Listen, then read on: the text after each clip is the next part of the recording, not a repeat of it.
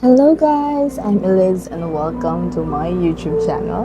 For today's video, gagawa ako ng updated na qualifications ng pagpasok sa PNPA. So, 2024 version siya. By the way, announcement po.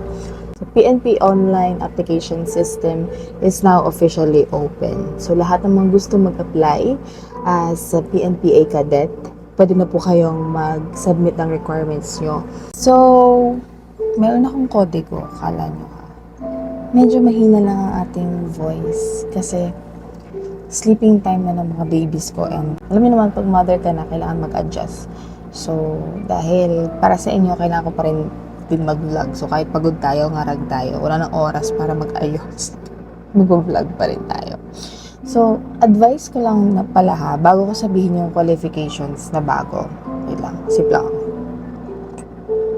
Bago kayo mag-submit ng application, make sure na naintindihan yung mabuti yung qualifications or make sure na pasok kayo sa qualifications. Ganun. Kasi kapag hindi, you'll just be wasting your time. So, ayaw naman natin ng ganun.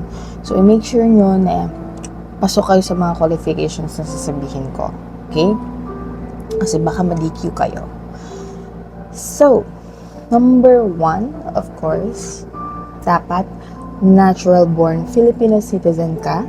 Ayan. Hindi ka American citizen, hindi ka senior citizen, but you are a Filipino, natural-born Filipino citizen ka. Pangalawa, dapat you are not more than 22 years old or less than 18 years old. Magpapasok ka sa PNPA. So, bago na. Dati kasi 17 years old. So, ngayon medyo tumaas. 18 na. Pangatlo, male or female, dapat single ka, hindi ka married, and wala kang parental obligation or wala kang child support. Meaning, wala kang anak or wala kang sinusuportahan na anak. Ayan. Malinaw yan. Pang-apat, at least senior high school graduate ka. Ayan. Next, also pursuant to RA 11549, male and female aspirants. So, male aspirants, ang height nila is na-adjust to 5'2", and female na-adjust to 5 feet. So, yun na yung height requirement. And there is no need for a height waiver. Okay. So, yun. Next, with a weight that corresponds to the applicant's height, gender, and age in reference to body mass index. So, ito yung BMI na tinatawag. Dapat yung weight natin is angkop. Angkop, tama ba? Basta it corresponds sa height nung aplikante, sa age, sa gender. Ayan. So, may computation yan. Yung BMI yan. Body mass index. Meron yung computation. And kailangan signed ito ng physician. Okay? Next, dapat physically and mentally fit ka to undergo rigorous training.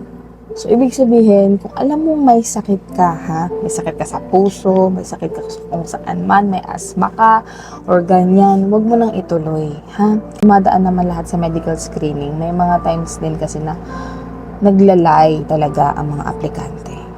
So, kung alam mo sa sarili mong hindi mo kaya or may sakit na, wag mo na ituloy kasi buhay mo ang kapalit. Okay? Next, with good moral character, no criminal, administrative, or civil derogatory record. Ayan. So, dapat good boy or good girl ka. Okay? Next, with no pending complaint or case in court involving moral turpitude or other cases against the state. So, dapat hindi ka nakasuhan ng kahit ano. Next is not a former cadet of PNPA or other similar institutions like MAAP or PMA or ano pa ba yung mga iba? PMMA, yung mga seaman, mga ganun. Yun natin yan. Okay. So, yun. Dapat hindi ka naging kadete to. Okay. Next is never been dismissed from any private employment or government position for a cause. So, ayun. Yun lang yung mga qualifications na kailangan mong maipasa o kailangan pasok ka para hindi kayo ma-disqualify or para hindi kayo magsayang lang ng oras. Kasi kapag hindi nyo yan alam, tapos submit lang ka na application, sayang din, di ba? How to apply naman? Ang ngayon, very convenient na dahil meron na ng online system. So, maayos na yung application. Hindi kayo mahihirapan. Magsasubmit lang kayo ng requirements. And these are the requirements. Basahin natin sa aking kodigo. How to apply. So, ito yung mga requirements. First is a scanned copy of your PSA birth certificate. So, kailangan nyo, sabi dito, kailangan nyo din itago yung official receipt. Pag kukuha kayo ng birth certificate, may resibo yan. Itago nyo yan kasi baka kailanganin nyo yan sa mga next step or next phase nyo. Nakapasa kayo sa exam, baka kailanganin nyo yung resibong yan. Huwag nyo iwawala. Next is a scanned copy of the PNPA BMI form signed by a licensed physician. So, yun yung sasabi ko kanina, kailangan pirmado siya ng licensed physician. And yung form ng BMI na yun, ililink ko na lang sa dito para hindi nyo nahanapin. Yung PNPA BMI form. Next is a scanned copy of one passport-sized 4.5 centimeters by 3.5 centimeters or 2 by 2 ID picture with a name tag. So, kailangan sa 2 by 2 nyo na yun, kanya, pipicture kayo. Kailangan may pangalan. Alam nila yan kapag ka nagpapapicture kayo, sabihin nyo na lang, "Sir, with name tag po." Sila na maglalagay doon ng pangalan ninyo. So, 3 lang yun ha.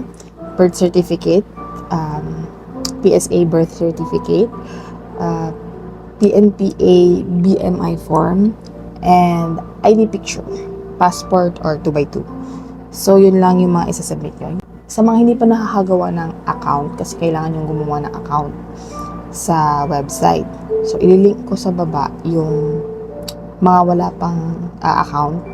Ilalagay ko yung link para i-click nyo yun, tapos gumawa kayo ng account. Pag nakagawa na kayo ng account, pwede na kayo mag-proceed. Ililink ko rin sa baba. Ilalagay ko na lang doon yung mga links, para clear tayo.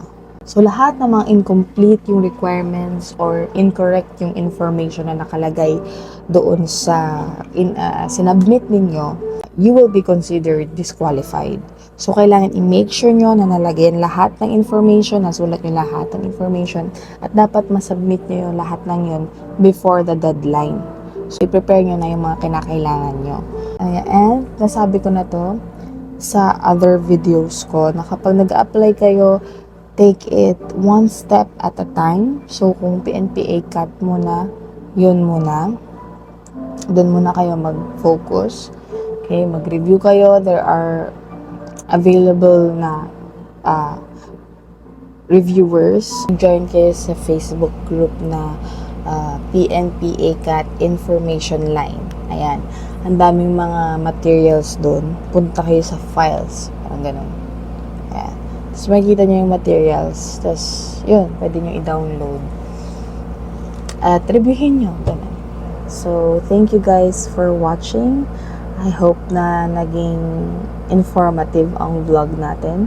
I hope na nakatulong ito sa inyo. Hopefully is i-support nyo pa rin yung vlog natin, yung channel natin.